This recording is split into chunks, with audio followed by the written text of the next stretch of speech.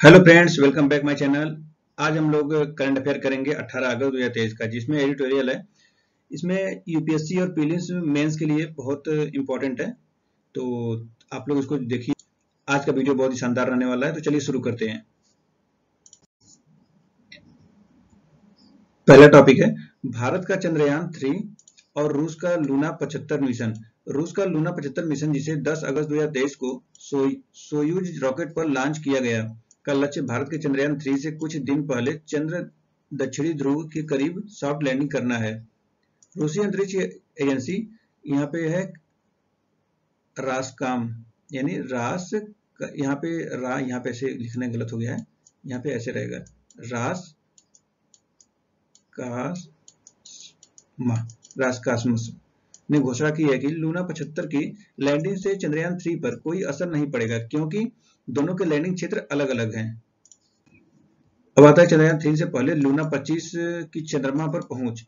तो प्रत्यक्ष प्रक्षेप पथ का लाभ। चंद्रयान 3 की तुलना में लगभग एक महीने बाद लॉन्च होने के बावजूद लूना 75 अपने अधिक प्रत्यक्ष प्रक्षेप पथ यानी डायरेक्ट ट्रैजेक्टरी के कारण चंद्रमा पर पहले पहुंचने में सक्षम है। पेलोड और ईंधन भंडारण। तो लूना 75 का 1750 किलोग्राम का लिफ्ट ऑफ द्रव्यमान चंद्रयान 3 के 3900 किलोग्राम की तुलना में काफी हल्का है, जो तेज गति से यात्रा करने में होते हुए महत्वपूर्ण है। चंद्रयान 3 का घुमावदार मार्ग। चंद्रयान 3 ने कम ईंधन भंडार की भरपाई के लिए चंद्रमा की ओर उड़ान भरने से पहले वेग उत्पन्न करने के लिए एक दीर्घ मार्ग अपनाया, जिसमें वेग उत्पन्न करने हेतु युक्तियां शामिल थीं। इसमें चंद्रमा की कक्षा तक इसकी यात्रा में 22 दिनों की बढ़ोतरी हुई। Lunar down timing. अपने लैंडिंग स्थल पर चंद्रोदय से पहले लैंड करने के कारण लूना 25 के पेलोड को पूरे चंद्र दिवस यानी पृथ्वी के 14 दिनों के बराबर के दौरान सौर पैनल के माध्यम से पूर्ण ऊर्जा प्राप्त होगी। अब यहाँ पे आता है लूना 25 और चंद्रयान 3 के मध्य अंतर क्या है, तो इसका परिचय देखते हैं। तो लूना 25 47 वर्षों के बाद रूस की चंद्र अन्वेषण में वापसी का प्रतीक है, जिसका लक्ष्य अंतरिक्ष अन्वेषण में अपनी प्रतिष्ठा को पुनः प्राप्त करना है। चंद्रयान 3 भारत का तीसरा चंद्र मिशन और चंद्रमा की सतह पर सॉफ्ट लैंडिंग का दूसरा प्रयास है। पेलोड अंतर। लूना 25 हल्का है और इसमें रोवर का अभाव है, जो मिट्टी की संरचना, धूल के कणों का अध्ययन करने और सतह के पानी का पता लगाने पर ध्यान केंद्रित करता है। चंद्रयान 3 में एक रोवर है जो 500 मीटर तक चलने में सक्षम है। इसका लक्ष्य चंद्रमा पर मिट्टी का अध्ययन करना है और इसमें चंद्रमा के दक्षिणी ध्रुव के पास छाया वाले गड्ढों में पानी बर्फ का पता लगाने के लिए उपकरण है। जीवन काल। लूना 25 को 1 साल के मिशन के लिए डिजाइन किया गया है, जो हीटिंग तंत्र और एक गैर सौर ऊर्जा स्रोत से सुसज्जित है। इसके विपरीत चंद्र रात के दौरान हीटिंग की कमी के कारण चंद्रयान 3 को एक चंद्र दिवस के लिए बनाया गया है। मिशन का उद्देश्य क्या है? रूसी लैंडर के पास मुख्य रूप से 8 पेलोड है, जिनका मुख्य उद्देश्य मिट्टी की संरचना, ध्रुवीय वायुमंडल में धूल के कणों का अध्ययन करना और सबसे महत्वपूर्ण रूप से सतह पर पानी का पता लगाना है। अब देखिए ये कैसे लैंड होगा, कैसे क्या है उसके। जैसे 14 जुलाई को यहाँ पे हुआ था, तो यहाँ से पृथ्वी से ऐसे करके निकला था और यहाँ पर अब चंद्रमा को ऐसे पहुंचने वाला है और 23 अगस्त तक का इसका टारगेट था। ऐसे ही देखिए चंद्रयान 3 था और ये लूना का है, तो ये एक बार में ऐसे किया था और फिर इनजेट ऑर्बिट करके यहाँ पे पहुंचने वाला है। तो ऐसे ही है, इसको पढ़िएगा। अब हम लोग नेक्स्ट देखते हैं। नेक्स्ट नहीं, इसी का नेक्स्ट टॉपिक है, भारत और रूस के बीच अंतरिक्ष क्षेत्र में सहयोग की स्थिति क्या है। तो भारत के पहले उपग्रह आर्यभट्ट को वर्ष 1975 में सोवियत संघ द्वारा लॉन्च प्रक्षेपित किया गया था, यूएसएसआर के इंटरकास्मास कार्यक्रम के हिस्से के रूप में। वर्ष 1984 में सैल्यूट 7 अंतरिक्ष स्टेशन के लिए सोयज रॉकेट ने उड़ान भरी थी। राकेश शर्मा इस रॉकेट से अंतरिक्ष में जाने वाले इकलौते भारतीय नागरिक हैं। वर्ष 2004 में दोनों देशों ने अंतरिक्ष क्षेत्र में सहयोग को बढ़ावा देने के लिए एक प्रोटोकॉल पर हस्ताक्षर किए। इसमें ग्लोनास नेविगेशन प्रणाली का विकास और भारतीय रॉकेट द्वारा रूसी ग्लोनास उपग्रहों का प्रक्षेपण शामिल था। शुरू में ऐसा माना जा रहा था कि चंद्रयान 2 मिशन को भारत और रूस के संयुक्त सहयोग से पूरा किया जाएगा। हालांकि रूस द्वारा चंद्रयान 2 के लिए लैंड रोवर को डिजाइन करने से मना किए जाने पर भारत को इसे स्वतंत्र रूप से विकसित करना पड़ा। इसके अतिरिक्त भारत के पहले मानव युक्त अंतरिक्ष मिशन गगनयान का हिस्सा बनने वाले 4 अंतरिक्ष यात्रियों को रूसी अनुसंधान केंद्र में प्रशिक्षित किया गया है। अब इसके एक यूपीएससी के सवाल हैं जो कि मेंस के थे। अंतरिक्ष विज्ञान और प्रौद्योगिकी के क्षेत्र में भारत की उपलब्धियों पर चर्चा कीजिए। इस प्रौद्योगिकी का प्रयोग कर भारत के सामाजिक आर्थिक विकास में किस प्रकार हुआ है, सहायक हुआ है। ये 2016 का यूपीएससी के सवाल है। चलिए नेक्स्ट टॉपिक देखते हैं। अब आता है यूरिया गोल्ड। तो क्या है यूरिया गोल्ड, तो ये चर्चा में क्यों है। हाल ही में भारत के प्रधानमंत्री द्वारा आधिकारिक तौर पर यूरिया गोल्ड उर्वरक लॉन्च किया गया। इसे सार्वजनिक क्षेत्र में भारत के अग्रणी उर्वरक और रसायन विनिर्माण कंपनी राष्ट्रीय केमिकल्स एंड फर्टिलाइजर्स लिमिटेड यानी आरसीएफ द्वारा विकसित किया गया है। यूरिया गोल्ड, इसका परिचय। तो यूरिया गोल्ड का निर्माण यूरिया को सल्फर के साथ मिलाकर 37% नाइट्रोजन और 17% सल्फर के साथ एक मिश्रित उर्वरक बनाकर किया जाता है। यह पोषक तत्व मिश्रण दो प्राथमिक उद्देश्यों को पूरा करता है। भारतीय मृदा में सल्फर की आवश्यकताओं को पूरा करना और नाइट्रोजन उपयोग दक्षता में वृद्धि करना है। इसकी विशेषताएं हैं, जो विशेषताएं में है, मृदा की कमियों को संबोधित करना। भारत की मृदा में प्रायः सल्फर की कमी होती है जो एक आवश्यक तत्व है। यह विशेष रूप से तिलहन और दालों के लिए महत्वपूर्ण है। उर्वरक संरचना में सल्फर को शामिल करके यूरिया गोल्ड का लक्ष्य एक व्यापक पोषक तत्व की आपूर्ति प्रदान करना है ताकि सल्फर पर निर्भर फसलों की विशिष्ट आवश्यकता को पूरा किया जा सके। नाइट्रोजन दक्षता बढ़ाना, यानी यूरिया गोल्ड का एक प्रमुख नवाचार इसकी नाइट्रोजन उपयोग दक्षता में सुधार करने की क्षमता है। यूरिया पर सल्फर कोटिंग नाइट्रोजन को धीरे धीरे जारी करने में सक्षम बनाती है, जिसमें लंबे समय तक पोषक तत्व उपलब्ध रहते हैं। परिणाम स्वरूप पौधे अपना हरा रंग अधिक समय तक बनाए रखते हैं। इस घटना के कारण किसान अपने उपयोग की आवृत्ति को कम कर सकते हैं। जब किसान देखते हैं कि पत्तियां पीली पड़ रही हैं तो वे प्रायः यूरिया का छिड़काव करते हैं। एक होता है संभावित उपज में वृद्धि, जैसे कि यूरिया गोल्ड में बेहतर पोषक तत्वों के उपयोग के माध्यम से फसल की पैदावार बढ़ाने की क्षमता है। पोषक तत्वों के क्रमिक तौर पर निर्मुक्त होने से बर्बादी को कम करने और पौधों में पोषक तत्वों के अवशोषण को बढ़ाने में मदद मिलती है, जो अंततः उत्पादकता में वृद्धि करती है। चलिए इसकी अब स्थिति देखते हैं। तो भारत में यूरिया खपत की स्थिति क्या है। तो यूरिया का जैसे कि इसका परिचय है। यूरिया एक सफेद क्रिस्टलीय यौगिक है जिसका उपयोग आमतौर पर कृषि में सिंथेटिक उर्वरक के रूप में किया जाता है। जब मिट्टी या फसलों पर इसका छिड़काव किया जाता है तो यूरिया एंजाइमों द्वारा अमोनियो कार्बन डाइऑक्साइड विघटित हो जाता है, यानी कि फिर अमोनियम आयनों में परिवर्तित हो जाता है, जिस पौधों की जड़ों द्वारा ग्रहण किया जा सकता हो और जो पौधों की वृद्धि तथा विकास के लिए उपयोगी हो। अब देखते हैं भारत में इसकी उपभोग उपस्थिति क्या है। तो यूरिया भारत में व्यापक रूप से प्रयोग किए जाने वाला उर्वरक है, जिसकी खपत बिक्री वर्ष 2009-10 और 2022-23 के बीच 26.7 मिलियन टन से बढ़कर 35.7 मिलियन टन तक हो गई थी। अब इसके कुछ उपाय देखते हैं। तो यूरिया गोल्ड के समान उपाय क्या है। नीम कोटेड यूरिया, यह यूरिया का एक संशोधित रूप है जिसे नीम के तेल से लेपित किया जाता है, यानी यूरिया जो है नीम के तेल से बनता है, मतलब बनाने का एक प्रक्रिया खोजा गया है। यह नाइट्रोजन के निच्छालन और वाष्पीकरण हानि को कम करता है। इसमें कीटनाशक और नेमाटीसाइडल गुण होते हैं तथा मिट्टी की बनावट और जल धारण क्षमता में सुधार होता है।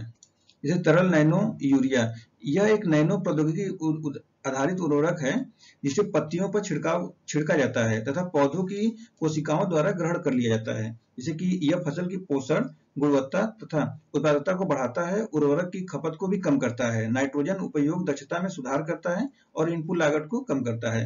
अब देखते हैं इनकी चुनौतियों को। तो देखिए इनकी चुनौतियां क्या क्या है। तो यूरिया आयात और फीड स्टॉक निर्भरता। वर्ष 2022-23 में कुल 35.7 मिलियन टन यूरिया की बिक्री हुई, जिसमें से 7.6 मिलियन मीट्रिक टन यूरिया का आयात किया गया था। आयात पर इस प्रकार की निर्भरता चिंता का विषय है। यहाँ तक कि घरेलू स्तर पर यूरिया उत्पादन भी आयातित प्राकृतिक गैस उत्पादन के लिए आवश्यक फीड स्टॉक पर बहुत अधिक निर्भर करता है। अब है नाइट्रोजन उपयोग दक्षता और हानि। तो वायुमंडल में अमोनिया गैस के निष्कासित हो जाने और रूपांतरण के बाद नाइट्रेट का भूमिगत रूप से रिसाव जैसे अन्य विभिन्न कारकों के कारण लगभग 65% नाइट्रोजन नष्ट हो जाता है। नाइट्रोजन उपयोग दक्षता में गिरावट के कारण ऐसी स्थिति पैदा हो गई है जिसमें किसानों को अच्छी फसल उपज प्राप्त करने के लिए अधिक उर्वरक का इस्तेमाल करना पड़ता है। और सब्सिडी का बोझ, जिसे किसानों के लिए सस्ती कीमतें सुनिश्चित करने के लिए भारत सरकार द्वारा यूरिया पर भारी सब्सिडी दी जाती है। हालांकि इस सब्सिडी के कारण यूरिया खपत में काफी वृद्धि अति उपयोग और अक्षमता के मुद्दे सामने आए हैं। कम लागत होने के कारण किसान अक्सर आवश्यकता से अधिक यूरिया का उपयोग करते हैं, जिसके परिणाम स्वरूप पोषक तत्वों के असंतुलन और पर्यावरणीय निम्नता को स्थिति उत्पन्न हो सकती है। अब देखते हैं इसके आगे की राह क्या है। तो इसके आगे की राह में आता है जैसे कि परिशुद्ध कृषि। तो ये वेरिएबल रेट एप्लीकेशन जैसे परिशुद्ध कृषि तकनीकों को लागू करने से विशिष्ट फसल और मृदा की जरूरत के आधार पर उर्वरक प्रयोग दर में बदलाव करके यूरिया के उपयोग को अनुकूलित करने में मदद मिल सकती है। अब पोषक तत्व प्रबंधन योजना फसलों की नाइट्रोजन, फास्फोरस, पोटेशियम, एनपीके की जरूरतों को ध्यान में रखते हुए किसानों को व्यापक पोषक तत्व प्रबंधन योजनाओं को अपनाने के लिए प्रोत्साहित करने से संतुलित उर्वरक अनुप्रयोग सुनिश्चित किया जा सकता है। तो इससे यूरिया पर अत्यधिक निर्भरता कम होती है। यह इष्टतम जिसे संतुलन एनपीके होता है 4.2.4:1 वाला रेशियो का 4:2:1 का, तो साथ ही अन्य पोषक तत्वों के कुशल उपयोग भी बढ़ावा देता है। तो अब इसमें क्या होता है, जैसे फसल चक्र विविधीकरण है यहाँ पर ना, फसल चक्र, तो विविध फसल पैटर्न और फसल चक्र को बढ़ावा देने से यूरिया की अत्यधिक मांग को कम किया जा सकता है। जैसे कि उदाहरण के लिए फलीदार फसलें वायुमंडलीय नाइट्रोजन को स्थिर कर सकती है, जिससे नाइट्रोजन युक्त उर्वरकों की आवश्यकता कम हो जाती है। अब सब्सिडी में सुधार, संतुलित उर्वरक प्रथाओं के उपयोग को प्रोत्साहित करने के लिए उर्वरक सब्सिडी प्रणाली को धीरे धीरे तर्कसंगत बनाने तथा इसमें सुधार करने की आवश्यकता होती है। जैसे इसमें वैकल्पिक पोषक स्रोतों के लिए सब्सिडी प्रदान करना, किसानों को यूरिया की खपत कम करने के लिए प्रोत्साहित करना शामिल होता है। इसमें कहता है फोर्टिफिकेशन, जैसे कि ये यूरिया, डीएपी और अन्य सूक्ष्म पोषक तत्वों के साथ उपयोगी उर्वरकों को फर्टिगेशन फसल की पैदावार बढ़ाने तथा आयातित पोषक तत्वों की उपयोग दक्षता को अधिकतम करने का तरीका है। क्योंकि भारत में प्राकृतिक गैस, राख, फास्फेट, पोटास तथा सल्फर के भंडार सीमित हैं, तो इसलिए इन उर्वरकों का द्वितीयक पोषक तत्वों जैसे कैल्शियम तथा मैग्नीशियम और सूक्ष्म पोषक तत्वों जैसे जस्ता हुआ, बोरान, मैग्नीज, मोलिब्डेनम, लोहा, तांबा, निकल के साथ लोपित किया जाना चाहिए। तो इसमें देखिए प्रश्न है 2020 के, भारत में रासायनिक उर्वरकों के संदर्भ में निम्नलिखित कथनों पर विचार कीजिए। वर्तमान में रासायनिक उर्वरकों का खुदरा मूल्य बाजार संचालित है और यह सरकार द्वारा नियंत्रित नहीं है। दूसरा है अमोनिया, जो यूरिया बनाने में काम आता है, वह प्राकृतिक गैस से उत्पन्न होता है। तीसरा है सल्फर, जो फास्फोरिक अम्ल उर्वरक के लिए कच्चा माल है, वह तेल शोधन कारखानों का उपोत्पाद है। तो इसमें देखिए ये पहला गलत है, वर्तमान में रासायनिक उर्वरकों का खुदरा मूल्य बाजार संचालित है, यह सरकार द्वारा नियंत्रित नहीं है, तो ये होता है, ये गलत करके बाकी ये दोनों सही है, यानी 2 और 3 सही हो जाएगा। नेक्स्ट देखते हैं। नेक्स्ट इसमें है भारत सरकार कृषि में नीम आलोपित यूरिया के उपयोग को क्यों प्रोत्साहित करती है। देखिए इसका ये है कि नीम लेप मृदा में यूरिया के घुलने की दर को धीमा कर देता है। चलिए अब नेक्स्ट देखते हैं कौन सा है। तो अब आता है इसमें राज्य विश्वविद्यालय बनेंगे कौशल आधारित शिक्षा के केंद्र। तो देखिए चर्चा में क्यों है। भारत में राष्ट्रीय शिक्षा नीति की कौशल आधारित शिक्षा और व्यवहारिक शिक्षा पर जोर देने के लिए सराहना की गई है। हालांकि बड़ी संख्या में विज्ञान स्नातकों के बावजूद प्रदान की गई शिक्षा और उद्योग की आवश्यकता के बीच अंतर है। तो देखते हैं इसमें क्या अंतर है। स्टेम के लिए भारत में उच्च शिक्षा का परिदृश्य, तो इसमें है 1113 भारतीय विश्वविद्यालयों में से 422 सार्वजनिक हैं तथा राज्य सरकारों द्वारा प्रबंधित हैं। प्रत्येक में कई राज्य संबद्ध कॉलेज हैं जो नामांकन के एक बड़े हिस्से को पूरा करते हैं। ये विश्वविद्यालय स्नातकों को वैज्ञानिक कार्यबल के रूप में तैयार करने में महत्वपूर्ण भूमिका निभाते हैं। विज्ञान, प्रौद्योगिकी, इंजीनियरिंग और गणित यानी कि science, technology, engineering and mathematics यानी स्टेम स्नातकों के मामले में बीएससी पाठ्यक्रमों में छात्रों का कुल नामांकन 50 लाख के करीब है। अखिल भारतीय उच्च शिक्षा सर्वेक्षण रिपोर्ट 2021-22 के अनुसार प्रत्येक वर्ष 11 लाख से अधिक छात्र अपनी स्नातक डिग्री के पूरे करते हैं इनको है। अब आता है उच्च शिक्षा के संबंध में राज्य संबंध विश्वविद्यालय के मुद्दे क्या है। तो पुराना पाठ्यक्रम है, तो पुराना पाठ्यक्रम में कई राज्य संबंध संस्थान ऐसे पाठ्यक्रम और अध्ययन सामग्री प्रदान करते हैं जो पुरानी और समकालीन प्रौद्योगिकियों एवं प्रगति के अनुरूप नहीं है।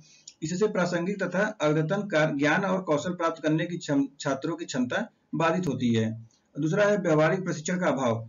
तो जिस विज्ञान पाठ्यक्रमों में अक्सर व्यवहारिक प्रशिक्षण के पर्याप्त अवसरों का अभाव होता है और प्रयोगशाला सुविधाएं अक्सर अपर्याप्त या उनका खराब रखरखाव होता है। यह छात्रों के व्यवहारिक अनुभव और कौशल विकास को सीमित करता है, जो वैज्ञानिक प्रगति के लिए महत्वपूर्ण है। फिर आता है सीमित अनुसंधान, जो कि राज्य संबंध संस्थानों को संसाधन की कमी का सामना करना पड़ता है और इनमें अधिकांशतः प्रतिष्ठित संस्थानों एवं निजी विश्वविद्यालय जैसे अनुसंधान गहन वातावरण नहीं होता है। अब आता है अस्तित्व संबंधी संकट। तो अस्तित्व संबंधी संकट में होता है कि जैसे उच्च विज्ञान शिक्षा में इन संस्थानों की विशिष्ट भूमिका का अभाव भी चिंता का अन्य विषय है, जैसे कि आईओई उत्कृष्टता संस्थान अथवा निजी विश्वविद्यालयों के विपरीत राज्य संबंध महाविद्यालय में छात्रों की संख्या काफी अधिक होती है, लेकिन अनुसंधान संबंधी आवश्यकताओं को पूरा करने के लिए संसाधनों की कमी भी होती है। अनुसंधान और कौशल उन्नयन की आवश्यकता के साथ शिक्षण भूमिका को संतुलित करना एक चुनौती है। अब आता है रोजगार और कौशल में अंतर। तो रोजगार कौशल में अंतर है कि विज्ञान स्नातकों के एक बड़े समूह के बावजूद कई उद्योगों की आवश्यकताओं के अनुरूप कौशल वाले प्रशिक्षित व्यक्तियों की कमी है।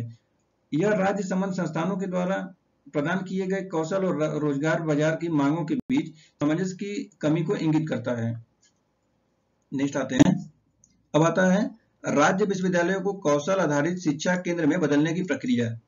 तो इसमें आता है पाठ्यक्रम को उद्योग की आवश्यकताओं के साथ संरेखित करना है, जैसे कि प्रोग्रामिंग, डेटा विश्लेषण, इंस्ट्रूमेंट, गुणवत्ता आश्वासन और बेंचमार्किंग सहित उद्योग प्रासंगिक कौशल एवं प्रमाणन पर ध्यान केंद्रित करने के लिए बीएससी तथा एकीकृत पाठ्यक्रम में सुधार किया जा सकता है। दूसरा है उद्योगों के साथ साझेदारी, जैसे कि वास्तविकता का अनुभव प्रदान करने और व्यावहारिक प्रशिक्षण को बढ़ाने के लिए सेमिनार, विशेषज्ञ से बातचीत, प्रशिक्षुता, रोजगार मेला तथा विशेष वित्त पोषण सहायता के माध्यम से विभिन्न उद्योगों के साथ दीर्घकालिक साझेदारी स्थापित करना चाहिए। फिर आता है नौकरी हेतु आवेदन कौशल, जैसे कि यह सुनिश्चित करना कि स्नातक नौकरी के लिए तैयार हैं, पदों के लिए आवेदन करने, इंटरव्यू तकनीक और वेतन चर्चा सहित नौकरी हेतु आवेदन कौशल सिखाकर पाठ्यक्रम प्रशिक्षण बढ़ाना चाहिए। और इसमें आता है अंतरराष्ट्रीय मॉडल को अपनाना चाहिए, जैसे कि अमेरिका तथा यूरोपीय सामुदायिक कॉलेज एवं टेक्नोलॉजी विश्वविद्यालय मॉडल से प्रेरणा लेना, जो क्षेत्रीय शिक्षा और कार्यबल की तैयारी को प्राथमिकता देते हैं। फिर इसमें लास्ट आता है नीति के एकीकरण का उद्देश्य। इसका है कि राज्य संबंध संस्थान राष्ट्रीय शिक्षा नीति एवं प्रस्तावित राष्ट्रीय अनुसंधान फाउंडेशन के साथ तालमेल बिठाकर कुशल वैज्ञानिक कर्मियों की भारत की आवश्यकता के साथ स्नातक स्तर की रोजगार संबंधी चुनौतियों का समाधान कर सकता है। इसके निष्कर्ष के रूप में कहा जा सकता है कि राज्य संबंध विश्वविद्यालयों को कौशल आधारित विज्ञान शिक्षा केंद्रों में बदलने से विज्ञान शिक्षा एवं उद्योग की आवश्यकताओं के बीच अंतर को कम किया जा सकता है, जिससे यह सुनिश्चित होगा कि स्नातक कार्यबल के लिए बेहतर ढंग से तैयार हो। यह एनएपी के व्यापक लक्ष्यों को संरेखित करने के साथ देश की वैज्ञानिक क्षमताओं को बढ़ाता है। अब इसमें चौथा आता है ध्वस्तीकरण अभियान और कानून का शासन। तो इसमें है ये चर्चा में क्यों है। तो पंजाब और हरियाणा उच्च न्यायालय ने हरियाणा में ध्वस्तीकरण अभियान यानी डेमोलिशन ड्राइव में स्वतः संज्ञान लेते हुए पूछा कि क्या यह जाति संहार यानी एथनिक क्लींजिंग का अभ्यास है और क्या यह मूल अधिकारों का यानी फंडामेंटल राइट के संभावित उल्लंघन और कानून के शासन के क्षरण पर प्रकाश डालता है। हाल ही में हरियाणा में आवासों तथा व्यापारिक प्रतिष्ठानों के ध्वस्तीकरण ने गंभीर संवैधानिक और कानूनी सवाल खड़े कर दिए हैं। तो इसमें आता है जैसे जाति संहार। जाति संहार क्या है। जाति संहार शब्द की उत्पत्ति 1992 में प्रोफेसर चेरिक बासिओनी की अध्यक्षता में संयुक्त राष्ट्र द्वारा नियुक्त विशेषज्ञों के आयोग द्वारा की गई थी। यह एक जातीय या धार्मिक समूह द्वारा हिंसक और आतंक प्रेरक तरीकों का उपयोग करके विशिष्ट भौगोलिक क्षेत्रों से दूसरे समूह को जबरन हटाने हेतु जानबूझकर किए गए कृत्यों को संदर्भित करता है। यद्यपि इसे भारतीय कानून में परिभाषित नहीं किया गया है, फिर भी जाति संहार के कृत्य भारतीय संविधान के भाग 3 के तहत संवैधानिक गारंटी का उल्लंघन करते हैं। अब आता है आगे न्यायालय के हस्तक्षेप का कारण। तो हाई कोर्ट ने इस तथ्य पर संज्ञान लिया कि बिनध्वस्त अभियान यानी बिनध्वस्त आदेशों और नोटिस के बिना चलाया गया था, जिससे कानून द्वारा स्थापित प्रक्रिया का उल्लंघन हुआ। भारतीय संविधान का अनुच्छेद 21 आदेश देता है कि किसी भी व्यक्ति को कानून द्वारा स्थापित प्रक्रिया के अलावा उसके जीवन और व्यक्तित्व स्वतंत्रता से वंचित नहीं किया जाएगा।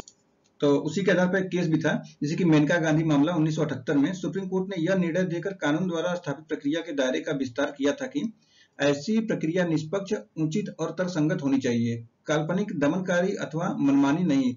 इस निर्णय ने प्रक्रियात्मक उचित प्रक्रिया का सिद्धांत प्रस्तुत किया। अनुच्छेद 21 के दायरे के पर्याप्त विस्तार के बावजूद यह एक संविधान के उपहास के समान है कि निर्वाचित सरकारों द्वारा ऐसे बुनियादी सिद्धांतों के प्रति बहुत कम सम्मान प्रदर्शित किया जाता है। अब आते हैं इसके कुछ प्रभाव के बारे में देखते हैं। तो कानून के शासन और कानून द्वारा नियम के विरोधाभास का संविधान पर प्रभाव। कानून के शासन को संविधान की एक बुनियादी विशेषता घोषित किया गया है, जबकि कानून द्वारा शासन कानून के शासन की सभी प्रस्तुतियों का विरोधाभास है। कानून के शासन का अर्थ है कानून से चलने वाली सरकार, न कि व्यक्तियों द्वारा चलाई जा रही व्यवस्था। अब आता है अवैध निर्माण की विध्वंसक प्रक्रिया है। तो इसमें है दिल्ली नगर निगम अधिनियम जैसे नगर पालिका अधिनियम ऐसे प्रावधान प्रदान करते हैं जो सार्वजनिक सड़कों और फुटपाथों पर अतिक्रमण को रोकते हैं। कोई भी कार्रवाई करने से पहले नगर निगम अधिकारियों को आमतौर पर अवैध अतिक्रमण में शामिल व्यक्तियों या प्रतिष्ठानों को नोटिस जारी करना आवश्यक होता है। जैसे कि सुप्रीम कोर्ट सहित न्यायालयों ने उचित प्रक्रिया के महत्व पर जोर दिया है तथा प्रायः निर्णय सुनाया है कि किसी भी विध्वंस को अंजाम देने से पहले उचित नोटिस और सुनवाई का अवसर आवश्यक है। वर्ष 1985 के ओल्गा टेलिस मामले में आजीविका के अधिकार और झुग्गीवासियों के अधिकारों पर जोर देते हुए सुप्रीम कोर्ट ने कहा था कि आजीविका का अधिकार जीवन के अधिकार का एक हिस्सा है। यदि व्यक्ति जवाब देने में विफल रहते हैं या संतोषजनक स्पष्टीकरण नहीं देते हैं तो नगर पालिका अधिकारी विध्वंसक प्रक्रिया को आगे बढ़ा सकते हैं। अधिकारियों से आमतौर पर उल्लंघन की प्रकृति और प्राकृतिक न्याय के सिद्धांतों का पालन करने के लिए की गई प्रतिक्रिया को ध्यान में रखते हुए अनुपातिक रूप से कार्य करने की अपेक्षा की जाती है। अब इसमें कुछ अभियान आते हैं, जैसे कि विध्वंसक अभियान है। तो इसमें है पर्याप्त आवास का अधिकार है, जैसे कि आवास का अधिकार भारतीय संविधान के अनुच्छेद 21 मान्यता प्राप्त एक मूल अधिकार है।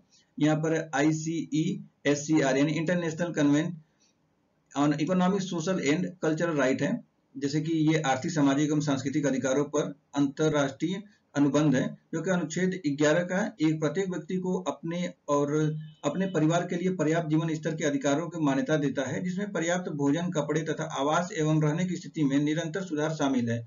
अब आता है अंतरराष्ट्रीय मानवाधिकार कानून ढांचा। ये अंतरराष्ट्रीय मानवाधिकार कानून ढांचे के तहत एक अच्छी तरह से प्रलेखित अधिकार भी है, जैसे कि उदाहरण के लिए मानव अधिकारों को सार्वभौम घोषणा। अनुच्छेद 25 में कहा गया है कि हर किसी को अपने और अपने परिवार के स्वास्थ्य एवं कल्याण के लिए पर्याप्त जीवन के स्तर का है। इसमें भोजन, कपड़े, आवास, चिकित्सा देखभाल शामिल है। अब इसमें आता है ICCPR यानी नागरिक और राजनीतिक अधिकारों पर अंतरराष्ट्रीय अनुबंध। ये अनुच्छेद 17 में यह भी प्रावधान किया है कि प्रत्येक व्यक्ति को व्यक्तिगत स्वनियुक्त रूप से संपत्ति रखने का अधिकार है तथा साथ ही किसी संपत्ति को बिना कारण बताए उन्हें लिया जा सकता है। ये मानवाधिकार कानून में क्या कहा गया है, उनके अनुच्छेद है। नेक्स्ट देखते हैं। अब आता है इसमें आगे की राह है। तो इसमें संवैधानिक मूल्यों, विशेषकर कानून के शासन तथा मौलिक अधिकारों की सुरक्षा के क्षरण के प्रति सतर्कता की आवश्यकता है। सत्ता के दुरुपयोग रोकने के साथ ही यह सुनिश्चित करने के लिए न्यायिक हस्तक्षेप महत्वपूर्ण है कि न्याय निष्पक्ष और स्थापित कानूनी प्रक्रियाओं के अनुसार ही लागू हो। कानून के शासन और कानून द्वारा शासन के बीच चल रहा संघर्ष एक न्यायपूर्ण तथा समावेशी समाज के लिए संवैधानिक आदर्शों को बनाए रखने के महत्व पर प्रकाश डालता है। अब आगे देखते हैं। अब आता है MPC के हालिया निर्णय यानी रेपो मुद्रास्फीति अनुमान ICRR यानी चर्चा में क्यों देखते हैं। तो भारतीय रिजर्व बैंक यानी RBI की मौद्रिक नीति समिति MPC ने हाल ही में चालू वित्त वर्ष 2023-24 में खुदरा मुद्रास्फीति के लिए अपने अनुमान को संशोधित करते हुए नीति रेपो दर को 6.5% पर बनाए रखने का विकल्प चुना है। इसके अलावा अतिरिक्त तरलता को कम करने के लिए बैंकों के लिए अस्थायी यानी 10% वृद्धिशील नगद आरक्षित अनुपात यानी ICRR बनाए रखने का आवश्यक है।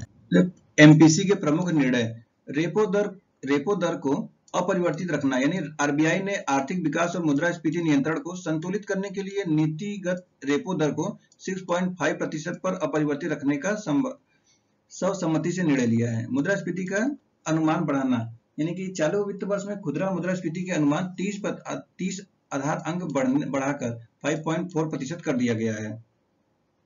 यह समायोजन सब्जियों की बढ़ती कीमतों के कारण हेडलाइन मुद्रास्फीति में बढ़ोतरी की प्रवृत्ति को स्वीकार करता है, जबकि कीमतों में बढ़ोतरी अस्थायी होने की अपेक्षा होती है। संभावित अल नीनो मौसम की स्थिति तथा वैश्विक खाद्य कीमतें जैसे बाहरी कारक संभावित जोखिम उत्पन्न करते हैं। इसमें अनुमानित जीडीपी वृद्धि, जैसे कि एमपीसी ने वर्ष 2023-24 में वास्तविक जीडीपी वृद्धि के अपने अनुमान को 6.5% पर बनाए रखा है। वृद्धिशील नगद आरक्षित अनुपात यानी आईसीआरआर तो 12 अगस्त 2023 को प्रभावी अनुसूचित बैंकों को 19 मई 2023 तथा 28 जुलाई 2023 के बीच अपनी मांग और समय देनदारियों में शुद्ध वृद्धि पर 10% का आईसीआरआर बनाए रखना आवश्यक है। जैसे कि इस कदम का उद्देश्य अधिशेष तरलता को कम करना है। विशेष रूप से हाल ही में 2000 रुपए के नोटों का विमुद्रीकरण के कारण आरबीआई ने बैंकों को उनकी वर्तमान जमा राशि के लिए दंडित करने से रोकने तथा क्रेडिट वृद्धि और अर्थव्यवस्था पर प्रभाव को सीमित करने के लिए सामान्य यानी सीआरआर कैश रिजर्व रेशियो वृद्धि के बजाय आईसीआरआर का विकल्प चुना। सीआरआर वृद्धि से ऋण निधि सीमित हो जाएगी तथा उधार लेने की लागत बढ़ जाएगी। आईसीआरआर नियमित बैंकिंग परिचालन को बाधित किए बिना विमुद्रीकरण से अतिरिक्त तरलता को लक्षित करता है। मौजूदा सीआरआर 4.5% अपरिवर्तित है। साथ ही आरबीआई ने स्पष्ट किया कि आईसीआरआर एक अस्थायी उपाय है और वर्ष 2016 में विमुद्रीकरण के साथ 100% आईसीआरआर नियोजित किया गया था।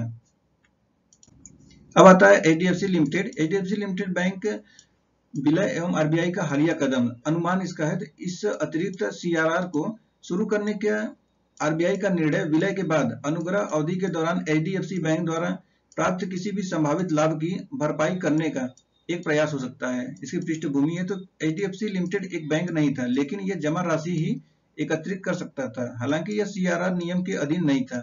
इसके बाद एचडीएफसी लिमिटेड का एचडीएफसी बैंक में विलय हो गया, जिससे बैंकिंग प्रणाली में बड़ी मात्रा में जमा राशि आ गई। जैसे कि विलय के बाद एचडीएफसी बैंक को एक छूट अवधि दी गई थी, जिसके दौरान उसे अपनी नई जमा राशि सामान्य 4.6% सीआरआर जमा नहीं करना था।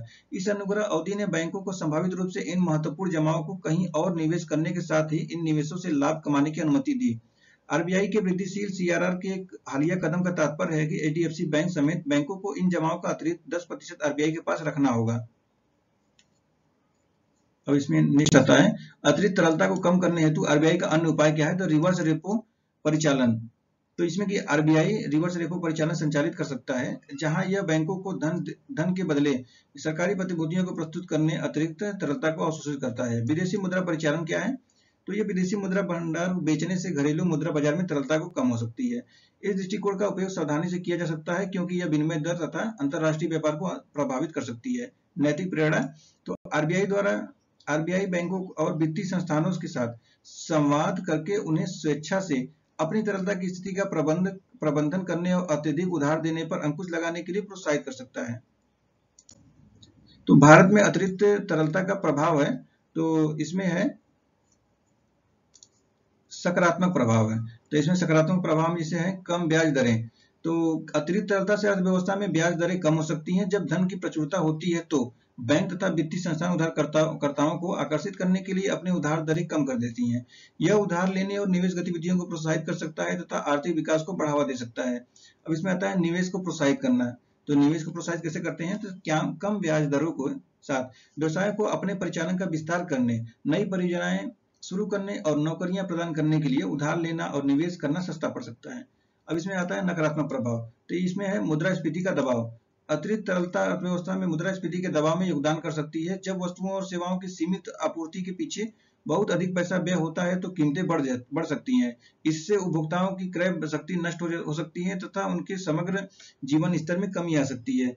विनिमय दर में अस्थिरता, तो इसमें होता है कि विदेशी पूंजी अचानक प्रवाह से मुद्रा के मूल्य में वृद्धि होती है, जिसमें निर्यात अधिक महंगा हो जाएगा तथा आयात सस्ता हो जाता है। तो दूसरी ओर बहिर्प्रवाह मुद्रा का अवमूल्यन हो सकता है, जो व्यापार संतुलन और बाहरी ऋण को प्रभावित कर सकता है। तो अब इसमें आता है आय असमानता। तो आय असमानता कैसे होता है, जिन अमीरों का परिसंपत्तियों में अधिक निवेश है वे अतिरिक्त तरलता के लाभों जैसे कि उच्च परिसंपत्ति मूल्य से असंगत रूप से लाभ कमा सकते हैं।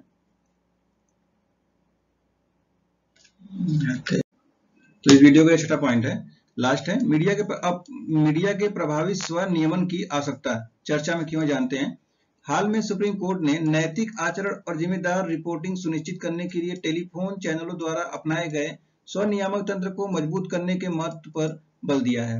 न्याय ब्रॉडकास्टर एवं डिजिटल एसोसिएशन द्वारा स्वनियमन की प्रभावशीलता के विरुद्ध बॉम्बे हाईकोर्ट द्वारा दी गई टिप्पणियों को चुनौती देने वाली अपील पर सुनवाई कर रहा था।